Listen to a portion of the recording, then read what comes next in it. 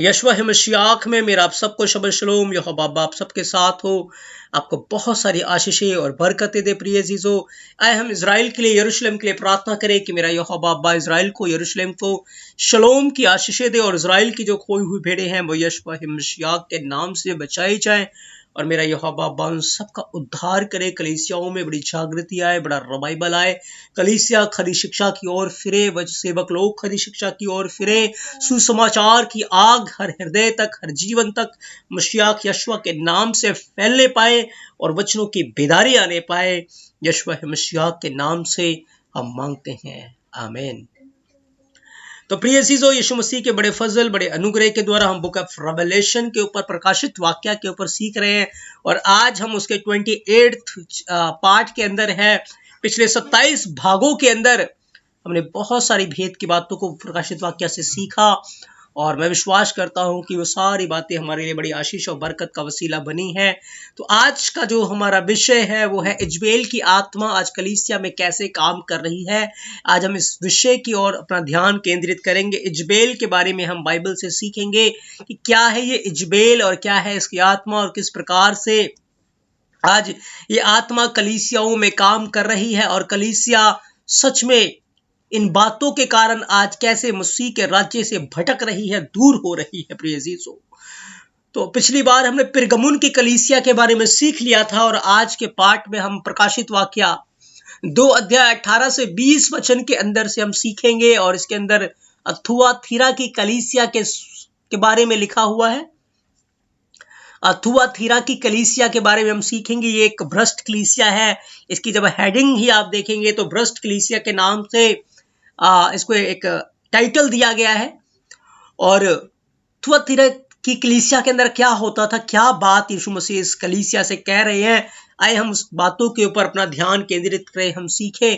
तो वचन के अंदर लिखा है कि थुआतीरा की कलीसिया के स्वर्गदूत को यह लिख, यहोवा का पुत्र जिसकी आंखें आग की ज्वाला के समान और जिसके पांव उत्तम पीतल के समान है, वह ये कहता है, मैं तेरे कामों को और प्रेम को और विश्वास को और सेवा और धीरज को जानता हूं और यह भी कि तेरे पिछले काम पहले से बढ़कर है।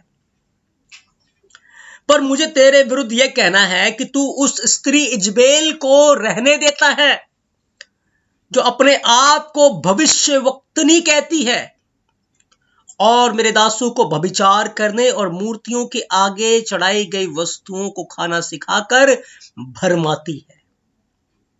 थुआतीरा की कलीसिया सो यीशु मसीह ये कह रहे हैं, इस कलीसिया को यीशु मसीह ये बोल रहे हैं कि तेरे अंदर जो कमी है वो कमी क्या है, तू अपने कलीसिया के अंदर, अपने चर्च के अंदर उस स्त्री इजबेल को रहने देता है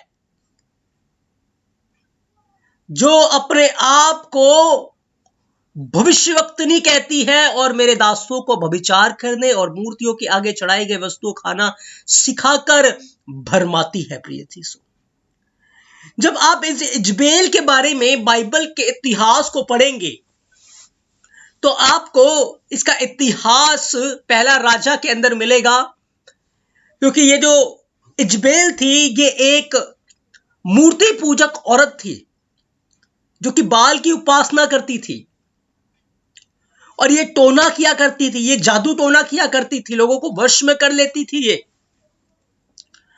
और इसका जो मेकअप होता था वो लोगों को बड़ा आकर्षित करने वाला होता था। राजाओं को ये अपने वश में कर लिया करती थी। और बाइबल के अंदर अगर हम देखें तो सबसे घिनौनी औरत, सबसे बड़ी भविचारनी, सबसे बड़ी मूर्ति पूजक ये इजबेल थी। प्रिय अजीजों, अब इजबेल तो मर चुकी थी, लेकिन यीशु मसीह क्या कहते हैं कि तू अपनी कलीसिया के अंदर उस स्त्री इजबेल को रहने देता है। उसे जाने के लिए नहीं कह रहा, पर रहने के लिए कह रहा है, जो अपने आप को भविष्यवक्तनी तो कहती है पर मेरे दासों को व्यभिचार करना सिखा रही है। क्या बातें हैं ये? फिजिकल अपीयरेंस की बात नहीं हो रही है, क्योंकि इजबेल तो मर चुकी थी। मैं थोड़ा सा आपको इजबेल के बारे में बाइबल से बताऊं। जब आप पहला राजा 16 अध्याय 30-31 वचन को पढ़ेंगे, लिखा है, ओमरी के पुत्र आहाब ने उन सबसे अधिक जो उससे पहले थे वे कर्म किया जो यहोवा की दृष्टि में बुरा था। उसने नबात के पुत्र यरोबाम के पापों में चलना, उसके लिए हल्की सी बात जानकर सिदोनियों के राजा एलबाल की बेटी इजबेल से विवाह करके बाल की उपासना की और उसको दंडवत किया। राजा आहाब ने इस मूर्ति पूजक औरत से शादी कर ली, प्रिय यीशु, और इस औरत ने राजा आहाब को मूर्ति पूजा के अंदर भ्रष्ट कर दिया और पूरे देश को उसने मूर्ति पूजा में लगाकर रख दिया, प्रिय यीशु। पूरे देश को उसकी मूर्तों से, उसकी ऊंची ऊंची वेदियों से, धूप से पूरे देश को उस बुराई से भर दिया था। ये लोग क्या करते थे? ये लोग एक जगह के ऊपर इकट्ठा होते थे और उस जगह के ऊपर क्या होते थे? काफी सारी औरतें होती थी और लोग भी हुआ करते थे, और वहां पर ये लोग बाल की उपासना किया करते थे और ये जादू टोना किया करते थे। और जो भी खाना इन्होंने खाना होता था वो सारा खाना पहले बाल के आगे चढ़ाया जाता था, उसके बाद ये उस भोजन में से खाते थे। और खाने के बाद क्या होता था कि ये लोग फिर आपस में व्यभिचार किया करते थे खुलेआम, क्योंकि वो एक मंदिर टाइप था और इनका देवता इनको अलाउ करता था, बल्कि ये उसकी उपास प्रस्तिज का एक पार्ट था उनके लिए। वो आपस में फिर व्यभिचार करते थे, क्योंकि वहां जो औरतें जाती थी, वहां जो लड़कियां जाती थी, उनके वस्त्र और उनका मेकअप ऐसा होता था कि जो लोगों को आकर्षित करने वाला कोई भी देखकर तुरंत उनके पीछे लस्ट कर लिया करता था, व्यभिचार में गिर जाता था, क्योंकि उनके शरीर के ऊपर पूरे कपड़े नहीं होते थे, आधे अधूरे कपड़े, उनका मेकअप बहुत ज्यादा आकर्षित करने वाला, आंखें बिल्कुल पेंट की हुई, होठ बिल्कुल पेंट किया हुआ लिपस्टिक से पूरा, और पूरा फेस बिल्कुल मेकअप से भरा हुआ, बाल बिल्कुल आकर्षित करने वाले, और बॉडी के ऊपर टैटूज वो बनाते थे।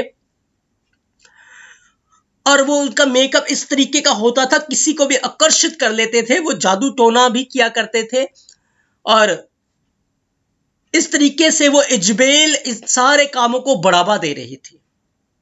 जो काम इजबेल किया करती थी, जो मेकअप इजबेल किया करती थी, जो काम इजबेल किया करती थी, वही काम उस देश के अंदर रहने वाले लोगों के अंदर आ गया था, और देश मूर्ति पूजा में भ्रष्ट हो चुका था, पूरी तरीके से व्यभिचार में, मूर्ति पूजा में और प्रसाद को खाने में पूरी तरह से करप्ट हो चुका था, प्रिय यीशु। और इस बात का अंदाजा आप इस बात से लगा सकते हैं कि इजबेल के कारण ही उन दिनों के अंदर 3 साल का अकाल पड़ा। क्यों? क्योंकि पूरी की पूरी प्रजा जो थी वो उसके पीछे हो ली थी। उसने पूरी की पूरी प्रजा का मन यहोवा से फेर दिया था, प्रिय यीशु। क्योंकि ये व्यभिचार एक ऐसी बुराई है जिसके अंदर हर कोई आसानी से खिंचा चला जाता है। और एक बार वो व्यभिचार के अंदर खिंच गया, फिर मूर्ति पूजा और फिर प्रसाद खाना, ये दोनों ही चीज का वो आदी हो जाता है, वो गुलाम हो जाता है। सुलेमान भी इसी पाप में भाग गया था, और राजा आहाब ने उस बाल की पुजारिन से शादी करके अपने आप को बड़े पापों में फंसा लिया, प्रिय यीशु। क्या हुआ बाइबल के अंदर जब हम पढ़ते हैं, दूसरा राजा 9 अध्याय 22 वचन के अंदर लिखा, येहू को देखते ही योराम ने पूछा, है येहू क्या कुशल? येहू ने उत्तर दिया, जब तक तेरी माता इजबेल छिनालपन और टोना करती रहे तब तक क्या कुशल रहेगा। बाइबल बताती है टोना करने वाली थी, ये जादू टोना किया करती थी और व्यभिचार किया करती थी। उसके बाद जब आप 30 और से 33 वचन को पढ़ेंगे तो इजबेल के बारे में और बातें बताई गई हैं कि जब येहू इजराइल को आया तब इजबेल यह सुन अपनी आंखों में सूरमा लगा लिया, उसने अपना सिर सवार कर खिड़की में से झांका। इतना बड़ा मेकअप, क्योंकि आहाब मर चुका था। येहू उसकी जगह अभिषिक्त राजा इजराइल के अंदर उठा और उसने येहू को के ऊपर टोना करना शुरू किया, उसको अपने प्रेम जाल में फंसाने की उसने कोशिश की कि अब मैं येहू से शादी कर लूंगी। और उसने अपने आप को सुधार कर यहू से भेंट करना चाहा। ऐसा कैरेक्टर, ऐसा स्वभाव इजबेल का था प्रिय अजीजों। कोई भी उसे देखकर व्यभिचार में गिर जाता था, पाप में गिर जाता था। और यीशु मसीह ने कहा कि तू अपनी चर्च के अंदर, अपनी कलीसिया के अंदर उस स्त्री इजबेल को रहने देता है। यानी कि क्या है इजबेल? आज इजबेल की आत्मा कलीसिया के अंदर है, कलीसिया के लोगों के अंदर है, कलीसिया की औरतों के अंदर है। उसके काम आज कलीसियाओं में है। आज कलीसियाओं में क्या हो रहा है? जो वहां पे लेडीज जाती हैं, बहनें जाती हैं, वो इतना मेकअप करके जाती हैं, उनका वस्त्र ऐसा होता है जो किसी को भी देखकर कोई भी उनके पीछे बहक जाता है। बाइबल हमें एक सादगी के वस्त्रों के बारे में बताती है कि तुम्हारा जो श्रृंगार है, तुम्हारा जो मेकअप है, वो स्पिरिचुअल होना चाहिए। लेकिन आज फिजिकल है। चर्चों के अंदर बहनें जीन्स पहनकर, टॉप्स पहनकर टैटूज को दिखा देती हैं। सिर के ऊपर चुन्नी नहीं होती, बाल ऐसे सवार के, बाल बिखराकर, सूरमा लगाकर, होठों को पेंट करके वो चर्च के अंदर जाते हैं। और चर्च के अंदर शादियों में, पार्टियों में इधर उधर इतना अद्भुत फैशन और मेकअप में जो कि इजबेल किया करती थी, वो आज चर्चों के अंदर हो रहा है। वेस्टर्न चर्चों के अंदर बहुत ज्यादा है, कैथोलिक चर्च के अंदर बहुत ज्यादा है। क्या नहीं है प्रिय जीसु? चर्च के अंदर अगर 4 या 5 या 10 ही ऐसी बहनें हैं, या एक ही ऐसी है, वो क्या करेगी? वो पूरे चर्च के का माहौल खराब करके रख देगी, खराब करके रख देगी। पूरे चर्च को वो बिगाड़ के रख देगी और बहुत सारे लोगों को अपने उसमें फंसा लेगी। कई बार हमें नहीं पता होता कि हम उस काम को कर रहे हैं, लेकिन हम खुद भरमाए जाते हैं। जैसे कि आजकल की बहनें भरमाए जा रही हैं। उन्हें मेकअप करने का बहुत शौक है। उन्हें नहीं पता कि ये इजबेल का मेकअप है। इजबेल की आत्मा के बहकावे में, भरमावे में वो चल रहे हैं, भरमा रही है वो इजबेल की आत्मा, और वो ऐसा फैशन करके जाते हैं चर्च में, और काफी सारे लोगों के लिए वो ठोकर का कारण बन जाती है। प्रिय अजीजों, आज ऐसे ही कलीसियाओं के अंदर सेवक लोग बहक रहे हैं। हम आए दिन कितना सुनते रहते हैं कि वो पास्टर व्यभिचार में चला गया, वो सेवक व्यभिचार में चला गया। क्यों? क्योंकि वो सावधान नहीं है। इजबेल की आत्मा चर्चों के अंदर बहुत अद्भुत रीति से काम कर रही है, और सेवकों को, चर्च के लीडर्स को वो फंसा रही है और चर्च को भ्रष्ट कर रही है, जैसे कि इस थुआतीरा की कलीसिया के अंदर हो रहा था। आज चर्च को जागने की जरूरत है और इस गंदी आत्मा से निकलने की जरूरत है। बाइबल कहती है कि तुम्हारा पहरावा जो है वो सादगी का होना चाहिए। कोई स्त्री पुरुष के कपड़े ना पहने, क्योंकि ये यहोवा की दृष्टि में घिनौना है।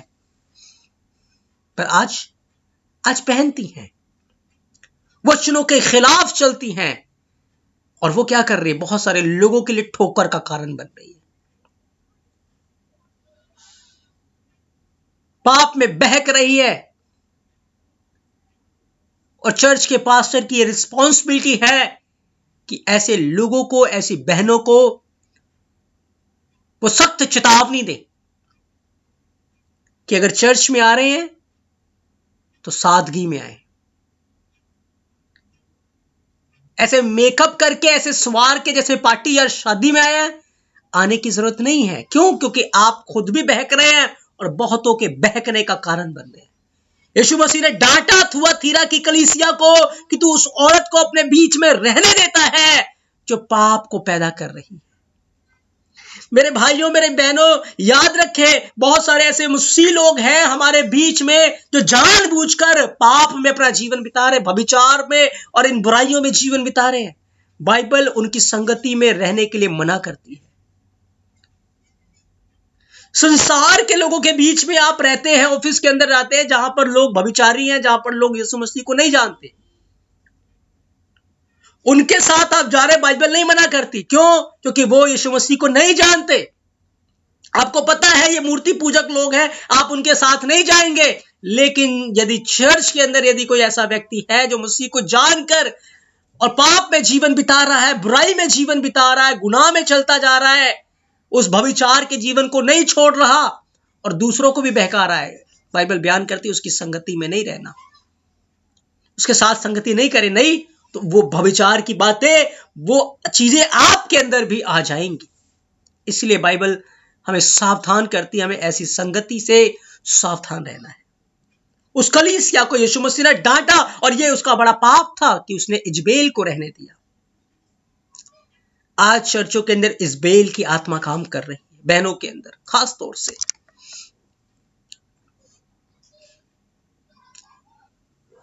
भविष्यवाणी का बहुत बड़ा अद्भुत वो चीजें चल पड़ी हैं। आत्मा मुझे ये बता रहा है, पवित्र आत्मा मुझे वो बता रहा है, पवित्र आत्मा मुझे वो बता रहा है। ऐसे करके क्या करते हैं वो लोगों को बहका देते हैं, लोगों को भरमाते हैं। आज बहुत सारी मेरी बहनें आज बहक चुकी हैं, भटक चुकी हैं और उनको नहीं पता वो किस तरह से मसीहत के अंदर ठोकर का कारण बन रही है। और बाइबल बयान करती है कि हाय है उसके ऊपर जिसके कारण ठोकरें आती हैं। उसके लिए भला होता उसके सिर में चक्की का पाट बांधकर उसे समुंदर में डाल देते। मेरे बहनों, अपने जीवन को चेक करें, क्या आपके बाल किसी के लिए ठोकर का कारण तो नहीं बन रहे? आपके वस्त्र कहीं किसी के लिए ठोकर का कारण तो नहीं बन रहे? आप मसीह की बेटियां हैं, यहोवा की बेटियां हैं। आपको मसीह को प्रकट करना है। यहोवा के सेवक को सावधान रहें ऐसी औरतों से, ऐसी स्त्रियों से। चर्च के अंदर अगर ऐसी औरतें हैं, आप उन्हें चेतावनी दें, आप उन्हें सावधान करें कि वो ऐसे फैशन में, ऐसे मेकअप में ना रहे, नहीं तो आपके ऊपर आपको हिसाब देना पड़ेगा। क्यों? क्योंकि इजबेल की आत्मा खुद तो बहक रही है, औरतें खुद तो बहक रही, खुद तो भटक रही हैं, पर अपने साथ वो बहुतों को लेकर जाती हैं। क्यों? क्योंकि बहनें एक दूसरे को देखती हैं, उसने ऐसा सूट पहना है, इसका ऐसा मेकअप है, दूसरे भी उसी की तरह मेकअप करना शुरू कर देती है, तीसरे भी उसी की तरह मेकअप करना शुरू कर देती है और धीरे धीरे ये ग्रुप बढ़ता जाता है। और जब आप इन्हें फिर रोकने के लिए जाएंगे तो ये तुरंत बगावत पे तैयार हो जाएंगी। याद रखें, जो मनुष्यों से डरेगा वो यहोवा से नहीं डरता। एली ने अपने बेटों का ज्यादा आदर किया, बेटों का डर था, यहोवा से नहीं डरता था। वो क्या हुआ? एली नाश हो गया। चर्च का पास्टर चर्च के लोगों से डरता है, वो भेड़ों से डरता है, बहनों से डरता है कि बलबा ना हो जाए। याद रखें, आप उनसे ना डरे, यहोवा से डरे, नहीं तो बड़ा हिसाब देना पड़ेगा। हमें डांटना है, हमें सिखाना है, हमें चेतावनी देना है और ऐसी बातों को अपने कलीसिया से फेंकना है, अपने घर से, अपने परिवार से फेंकना है। हमें इन बातों के खिलाफ जाना है। मेरी बहनों, याद रखें, नरक के अंदर भयानक सजा है। इजबेल की आत्मा, इजबेल की भयानक सजा हुई। बाइबल के अंदर क्या लिखा है कि जब इजबेल सज सबर कर आई, खिड़की से झांकने लगी। जब आप दूसरा राजा 9 अध्याय 30 से 33 वचन को पढ़ेंगे, झांकने लगी। और जब येहू फाटक से होकर आ रहा था, तब उसने कहा, हे अपने स्वामी के घात करने वाले जिम्री, क्या कुशल? तब उसने खिड़की की ओर मुंह उठाकर पूछा, मेरी ओर कौन है? उसने इस पर 2-3 खोजों ने उसकी ओर झांका। तब उसने कहा, उसे नीचे गिरा दो। और इजबेल को खिड़की से उठाकर नीचे गिरा दिया गया और उसके लहू के छींटे दीवारों पर चले गए, घोड़ों पर चले गए और उसको पांवों से लताड़ दिया गया। उसकी बॉडी के टुकड़े टुकड़े हो गए, उसके खून को कुत्तों ने चाट लिया और उसका शरीर मानो बेकार सा हो गया था। दूसरा राजा 9:36 में लिखा था, उन्होंने लौट कर यह कह दिया, तब उसने कहा यह तो यहोवा का वचन है जो उसने अपने दास तिस्बी एलिय्याह से कहलवाया था कि इजराइल का मांस इजराइल की भूमि में कुत्ते खाएंगे। कुत्तों ने उसको खाया और इजराइल का शव खाद के समान पड़ा रहा, उसे मिट्टी नहीं दी गई। कुत्तों ने उसकी बॉडी को खा लिया प्रिय अजीजों, उसके खून को कुत्तों ने चाटा प्रिय अजीजों। ये अंत इजबेल का हुआ। और याद रखें, आज जो मेरी बहनें इस इजबेल की आत्मा के बहकावे में हैं, उसके नक्शे कदमों पे चल रही हैं, याद रखें नरक के अंदर ऐसी ही भयंकर सजा है। कीड़े मांस को खाएंगे, कांटों वाले सांप हैं वहां पर, वो अंदर बाहर जाते हैं। कीड़े आंखों में से निकलेंगे, मुंह में से निकलेंगे, हाथों में से निकलेंगे, जहां जहां आप मेकअप करते वहां वहां से निकलेंगे और आपको पीड़ित कर देंगे। ये मैं आपको सच्चाई बता रहा हूं, डरा नहीं रहा। याद रखें, इस इजबेल की आत्मा से बाहर आए। जब आप बाइबल को पढ़ते हैं, पहला यूहन्ना 2:16-17 कि जो कुछ संसार में अर्थात शरीर की अभिलाषा, आंखों की अभिलाषा और जीविका का घमंड, वो संसार की ओर से है। आज ये बहनें फैशन क्यों करती हैं, ये मेकअप क्यों करती है? शरीर का घमंड लेकर आने के लिए कि मैं बहुत सुंदर हूं। जब लोग मुझे देखेंगे, जब बहनें मुझे देखेंगे, वो मेरी तारीफ किया करेंगे। और जब बहनें तारीफ करती, वो फूल जाती हैं, घमंड में आ जाती कि मेरे जैसा सुंदर तो कोई है ही नहीं, मैं तो बहुत सुंदर हूं, बहुत सुंदर हूं। और इस घमंड में लेकर वो हमेशा चलती रहती हैं और एक दिन नाश हो जाती है। एक दिन जवानी ढल जाती है, शक्ल सूरत सब खत्म हो जाती है, कुछ भी नहीं रह जाता, सब कुछ बर्बाद हो जाता है। मेरे प्रियो, आज जो लोग अपने शरीर के ऊपर बहुत ध्यान देते हैं, अपने आप को टिप टॉप करके रखते हैं, सजा के संवार के रखते हैं, याद रखें उनके अंदर शरीर का घमंड है, शरीर की अभिलाषा है उनके अंदर, आंखों की अभिलाषा है उनके अंदर, जीविका का घमंड है उनके अंदर। इसलिए वो अपने आप को सजाते हैं, अपने आप को संवारते, ताकि लोग उनको कहे तुम बहुत सुंदर हो, तुम बहुत अच्छे हो। और उनको देखकर और भी लोग बहक रहे हैं, पाप में जा रहे हैं। आज कलीसिया को ऐसी आत्मा से निकालने की हमारी रिस्पॉन्सिबिलिटी। हमें इस कलाम को, वचन को फैलाना है, हमें मसीह के राज्य को फैलाना, क्योंकि मसीह बहुत शीघ्र आने वाला है प्रिय अजीजों। बाइबल कहती है संसार और उसकी अभिलाषाएं दोनों मिटते जाते हैं, पर जो यहोवा की इच्छा पर चलता है वो सर्वदा बना रहेगा, वो सर्वदा अटल रहेगा। मेरे बहनों, मेरे भाइयों, अपने आप को सादगी में रखें। जैसे मेकअप मसीह ने किया था वैसा मेकअप करें, जैसा मेकअप सारा ने किया था वैसा मेकअप करें, जैसा मेकअप रिबका ने किया था वैसा करें। इजबेल की तरह मेकअप ना करें, अपने आप को सिंपल सादगी में रखें। नहीं तो याद रखें, उसकी बदरू आज काम कर रही है और बहनों को भटका रही है। लंबी लंबी मेहंदियां लगा लेते हैं वो, आंखों में सूरमा लगा लेते हैं वो,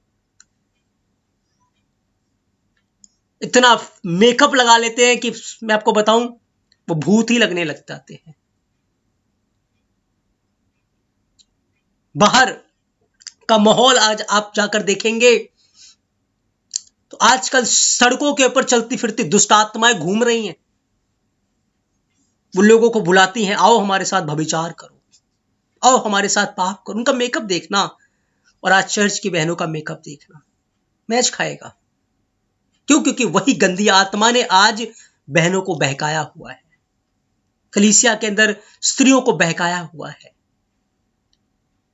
बहकाया हुआ, और वो बहक रही हैं। वो तो करती है अपने शरीर को संवारने के लिए, ताकि लोगों की नजरों में मेरी प्रशंसा और वाहवाही हो। लेकिन याद रखें, आप बहुतों के लिए गिरने का कारण बन रहे हैं, श्राप का कारण बन रहे हैं, ठोकर का कारण बन रहे हैं। इसलिए आपका मेकअप आपके पति के लिए होना चाहिए और वो रात को सोते समय होना चाहिए। बाहर आपका जीवन सिंपल और सादगी का होना चाहिए, ताकि आप बहुत सारी बहनों के लिए आशीष का कारण बने और आप सारा की बेटियां बने, आप मसीह की बेटियां बने, ताकि लोग आपके द्वारा आशीष पाए। प्रिय अजीजों, आज मेरी आप सबसे गुजारिश है हम इस कलाम को हर किसी के तक पहुंचा दें, खुद इन बातों का प्रचार करें और अपने जीवन के द्वारा हमारा मेकअप, हमारा चरित्र, हमारा फैशन ऐसा हो मसीह में सादगी से हो, जिससे लोग आशीष का पाए, लोग बरकत पाए। ऐसा ना हो लोग ठोकर पाए, पुरुष भविचार में गिर जाए, क्योंकि जब उस औरतों को कोई देखता है अपने मन के अंदर भविचार कर लेता है। और यीशु मसीह ने कहा यदि तू किसी औरत को देख रहा है तो तूने मन के अंदर पहले ही भविचार कर लिया। याद रखना बहनों, जब आप ऐसे सज सवर के आते हो, कोई मन के अंदर आपके साथ भविचार कर रहा है, कोई मन के अंदर आपके साथ लस्ट कर रहा है और आप उसके ठोकर का कारण बन रहे हो। आप भी बन रहे हो और वो भी पाप में घिर रहा है, वो भी मूर्ति पूजा में जा रहा है, वो भी भविचार में जा रहा है। और यही आत्मा थुआतीरा की कलीसिया के अंदर थी कि स्त्रियां ऐसे फैशन को, ऐसे मेकअप को करके आ रही थी और लोग बहुत सारे देखकर भविचार में गिर रहे थे। आए इस आत्मा को कलीसिया से निकाल फेंके, अपने जीवन से निकाल फेंके और मसीह के वचन को अपने हृदय में रखकर हम मसीह की संतान कहलाएं, उसके नक्शे कदमों पे चले। तब हम यहोवा की संतान, उसकी बेटियां हैं और मसीह के राज्य में हमारे लिए एक बड़ा प्रतिफल होगा। प्रिय चीजों, तो इस आत्मा से हम सबको सावधान रहने की जरूरत है और मसीह के कलाम को हमें फैलाने की जरूरत है। आज के पाठ में हमने इजबेल की आत्मा को कैसे कलीसिया में वो काम कर रही है हमने देखा है। यहोवा बाप ने इस पवित्र वचन के द्वारा आप सबको बहुत सारी आशीषें और बरकतें दे। आमीन।